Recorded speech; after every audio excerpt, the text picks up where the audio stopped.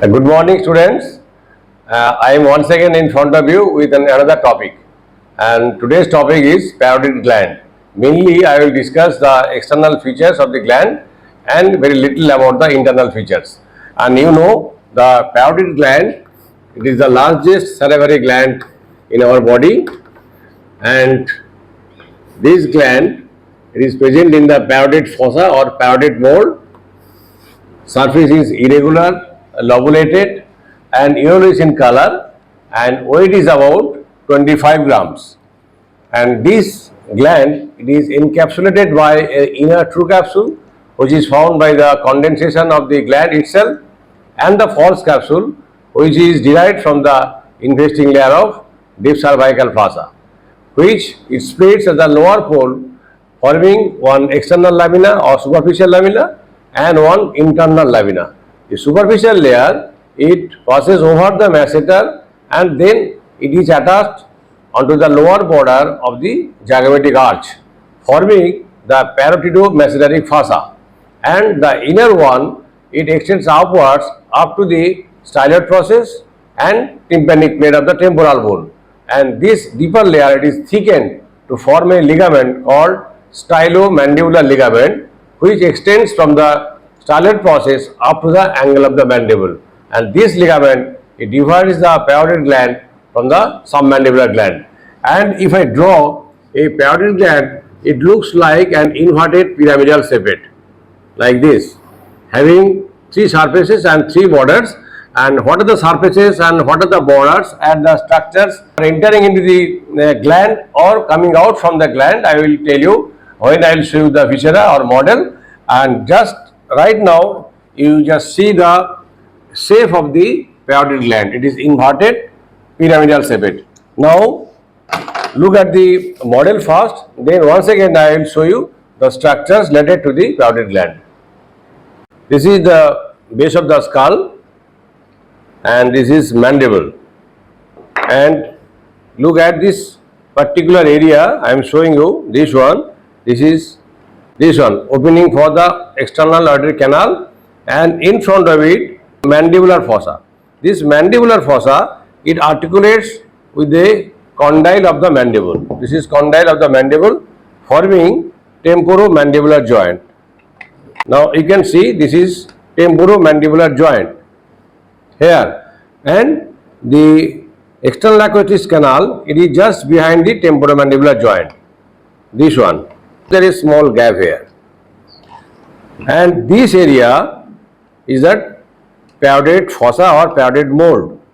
The parotid gland, it is to some extent larger than this area, so some part of the gland may extend forward or backward or upward depending upon the availability of the space. So this parotid fossa, you can see it is bounded anterior, this is anterior side, this is posterior side. So anterior it is bounded by the posterior border of the ramus of the mandible, this one, and posteriorly this is mastoid process of the temporal bone with some attached muscles, and above it is the joint, posterior part of the temporomandibular joint and the external acoustic meatus, and medially, then this is the medial side. On this side you can see the styloid process. I am showing you the styloid process, this one, styloid process. I am showing you in another skull the styloid process. In this skull you can see the styloid process on this side, and also on this side you can see the styloid process of temporal bone. But here in this skull it is broken, so it is not visible in its full length, but this is the position of the styloid process here. So styloid process is medial to this space. I will show you the structures on the medial surface, on superficial surface when I will show you the specimen. Now, if this one, if you think this is the parotid gland, what we can see here? We can see if this is the parotid gland of right side, then this is the superficial surface of the gland outside, and on this surface, these two are the medial surface. But the anteriorly this border, it intervenes between the superficial surface and this surface. This surface is the anteromedial surface, this one, and this one is posteromedial. So there are two medial surface, anteromedial and posteromedial.